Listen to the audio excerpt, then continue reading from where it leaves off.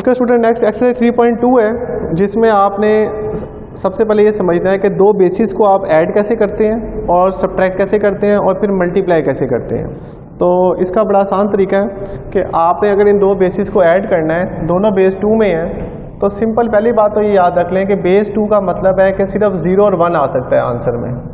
0 1 के अलावा हम कुछ नहीं लिख सकते। तो अब अगर आप देखें 0 1 अगर आंसर में आ सकता है, तो यहाँ पे अगर मैं 1 को 1 में ऐड कर रहा हूँ तो आंसर क्या आ रहा है 2, लेकिन 2 में यहाँ नहीं लिख सकता क्योंकि बेस 2 है। तो मैं 2 को 2 पे डिवाइड करूँगा, बेस के ऊपर डिवाइड करूँगा हमेशा। तो 2 1s are 2 और 0 रिमाइंडर। तो जो 0 होगा वो यहाँ लिखेंगे और जो लेफ्ट वाला 1 होगा वो कैरी चला जाएगा। ये 1 हमेशा लेफ्ट वाला कहाँ जाएगा, ये कैरी जाएगा 1।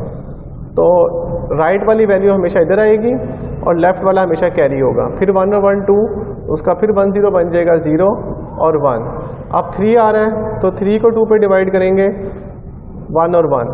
तो अब ये 1 लिखा और कैरी भी 1 ही जा रहा है, लेकिन वो आगे ऑप्शन नहीं है कैरी का, तो आप दोनों को साथ ही लिख देंगे 1 1 0 0। ये आपका क्या आ जाएगा, आंसर आ जाएगा पहले पार्ट का। इसके बाद नेक्स्ट पार्ट अगर आप देखें वो है बेस 5 में। इसमें भी वही रूल है कि आपके पास जो आंसर आएगा वो बेस 5 में आना है और इसका मतलब 0 से 4 तक वैल्यू आ सकती हैं। तो 4 + 3 7, लेकिन 7 यहाँ नहीं लिख सकते। तो 7 को जब 5 पे डिवाइड करूँगा 1 और 2, तो 2 लिखेंगे यहाँ पे और 1 कैरी। देन 5 5 और 3 8, 8 को 5 पे डिवाइड करेंगे तो आ जाएगा 1 और 3। तो 3 को लिखेंगे यहाँ पे 1 कैरी, लेफ्ट वाला कैरी जाएगा। फिर 7 आंसर आ रहा है, देन 2 और 1 और फिर 7, तो 1 और 2 2 और 1। तो ये इसका सिंपल क्या आ जाएगा, आंसर आ जाएगा। तो नेक्स्ट अब क्वेश्चन हम एक सब्ट्रैक्ट का देखते हैं कि अगर दो बेसिस को माइनस करना हो तो वो कैसे करेंगे। उसके लिए पार्ट नंबर 8 है। 1 टेट्रा 0 देन 1, इसकी बेस 5 है एंड जिसको माइनस करना है 3 3 3 2 2। हमेशा राइट साइड से लिखना शुरू करना है आपने जब भी आपने वैल्यू को माइनस करना है, तो बेस 5। अब ये माइनस का क्वेश्चन है, इसको बड़ा गौर से सुनना है आपने कि माइनस में अब 1 में से 2 माइनस नहीं हो सकता, तो हमें कैरी लेना पड़ेगा।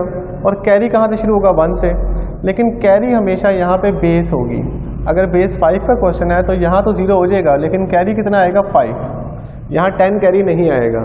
10 कैरी हमेशा डेसिमल में आता था। यहाँ पे आपके पास वही कैरी होगा जो आपकी बेस होगी। अब यहाँ से आगे जाएगा 5, तो यहाँ पे रह जाएगा 4, फिर आगे 5 कैरी, देन 4, देन फिर 5 कैरी आगे, यहाँ पे 4 और लास्ट में 5 पहुँचेगा तो यहाँ 4 रह जाएंगे।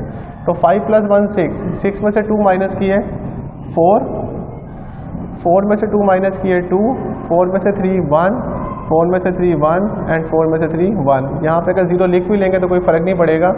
तो ये आपका फाइनल आंसर आ जाएगा दो बेसिस को सब्ट्रैक्ट करने वाले क्वेश्चन का। अब एक मल्टीप्लाई का क्वेश्चन देखते हैं कि अगर सेम बेस हो तो उसको मल्टीप्लाई कैसे करेंगे। तो उसके लिए क्वेश्चन है 4 4 1 4 3, इसकी बेस 5 है और इसको मल्टीप्लाई करना है आपने 2 3 0 2 3 से।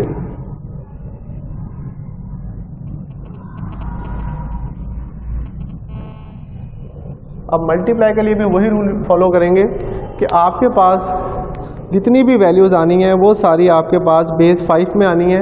और बेस 5 में आने का मतलब है कि सिर्फ आपके पास 0 से लेके 4 तक वैल्यूज़ आ सकती हैं। मतलब 4 से बड़ा नंबर आप नहीं लिख सकते। इस पूरी जगह पे जितनी भी वैल्यूज़ आएंगी वो सारी आपके पास 0 से लेके 4 तक आ सकती हैं, वो बेस 5 की वैल्यू है। तो यहाँ पे अब हम इसका रफ करते हैं। तो पहले आप जो जो नंबर आपका 5 से बढ़ाता जाएगा आप उसकी डिवाइड करके वैल्यू निकालते रहें। फॉर एग्जांपल 3 से आप शुरू कर रहे हैं, 3 को 3 से मल्टीप्लाई किया 9, तो 9 को अगर 5 पे डिवाइड करेंगे 1 और 4, तो 4 आप यहाँ लिखेंगे और 1 कैरी।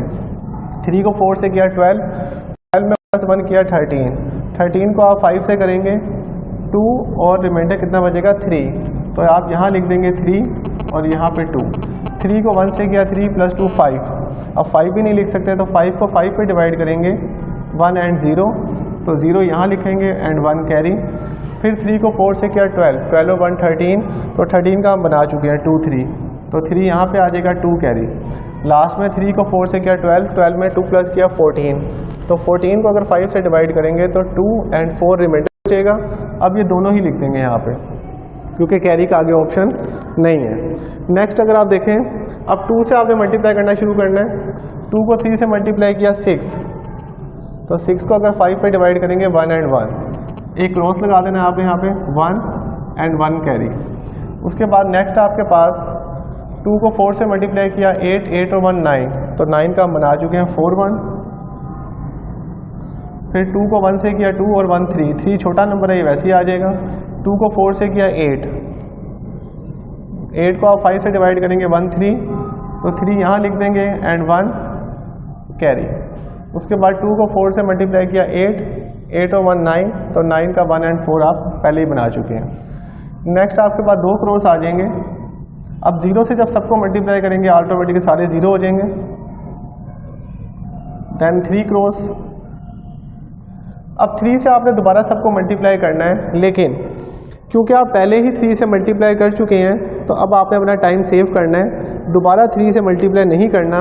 जो 3 वाली लाइन है, ये पहली वाली लाइन, यही आप सारी लिख देंगे 4 3 0 3 4 and 2। उसके बाद 4 क्रॉस आ जाएंगे लास्ट।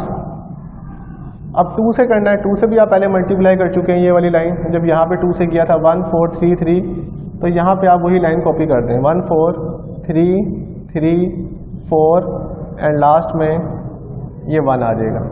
अब लास्ट में आपने इनको ऐड करना है, और ऐड करने का आंसर भी बेस 5 में आना चाहिए, 5 से बड़ा नहीं आ सकता, तो 4 वैसे ही आ जाएगा। यहाँ से 3 + 1 4, देन ये वाला भी 4। अब 3 और 3 6, 6 और 4 10, 10 का हमने नहीं बनाया हुआ तो इसको डिवाइड करके बना लें 2 and 0, तो 0 लिख देंगे यहाँ पे और 2 कैरी। 6 9 12 13, 13 का बन चुका है 3 2, तो 3 यहाँ लिख देंगे 2 कैरी। 8 8 और 4 12, 12 का भी हम पहले नहीं बनाया हुआ तो हम इसको बना लेते हैं, 2 and 2 आ जाएगा, तो यहाँ पे लिखेंगे 2 and 2 कैरी। 3 6 9, 9 का 4 1, फिर 5 और 3 8, 8 का 1 3, 3 और 4 7, 7 का 1 2,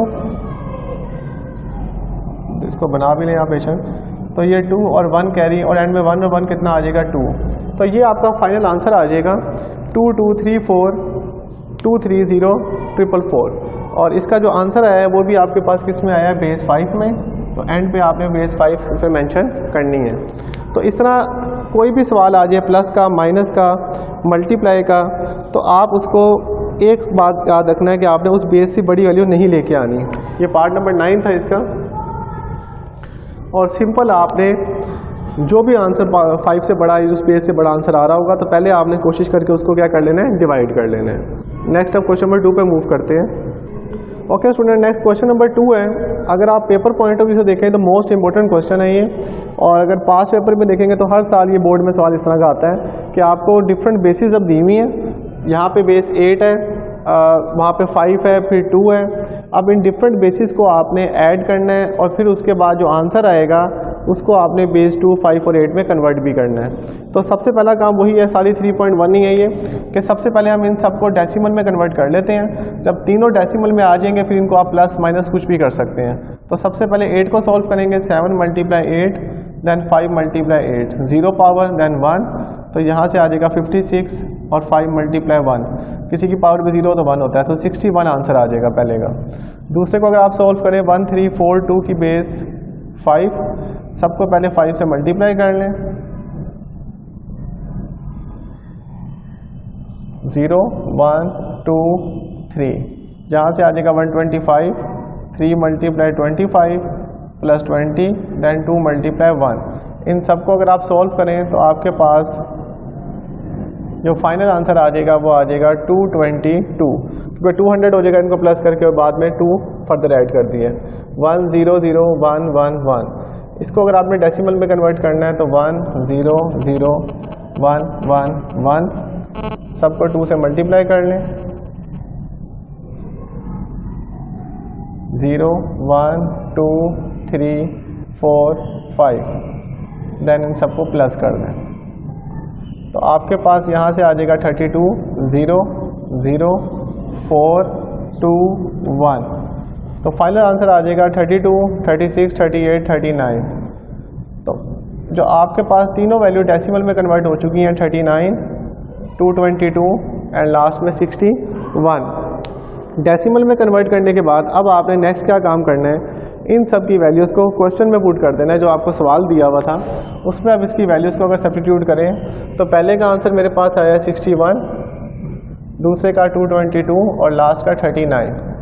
तो ये 100 हो जाएगा। तो 322 आपका फाइनल आंसर आ जाएगा इन सब को डेसिमल में कन्वर्ट करके। अब नेक्स्ट उसने आपसे कहा है कि इसको आप बेस 2, 5 और 8 में कन्वर्ट भी करें।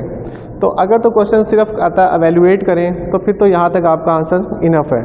लेकिन अगर आगे वो आपको कहता है कि इसको कन्वर्ट भी करना है तो फिर वही मेथड आपने फॉलो करना है जो हमने पहले पढ़ा था कि अगर आपने इसको बेस 2 में कन्वर्ट करना है तो इसको सिर्फ 2 पे डिवाइड करेंगे। अगर बेस 5 में कन्वर्ट करना है तो सिर्फ इसको बेस 5 से डिवाइड करेंगे, और अगर 8 से बेस 8 में कन्वर्ट करना है तो सिर्फ 8 पे डिवाइड करेंगे। तो अब तीनों को इस पर डिवाइड करके देख लेते हैं कि इसका जो है फाइनल आंसर हमारे पास क्या बनेगा। तो अगर 2 पे डिवाइड करना शुरू करें 16 1 0। अब 2 16 8 से पूरा हो जाएगा, आगे 1 बच गया है। तो 1 को अगर आप 2 से नहीं करते आप 0 लगा के 1 को रिमाइंडर ले जाएंगे। 2 8 16, अगर इससे छोटी वैल्यू बच जाए तो वो रिमाइंडर बन जाएगी और तो 0 आ जाएगा।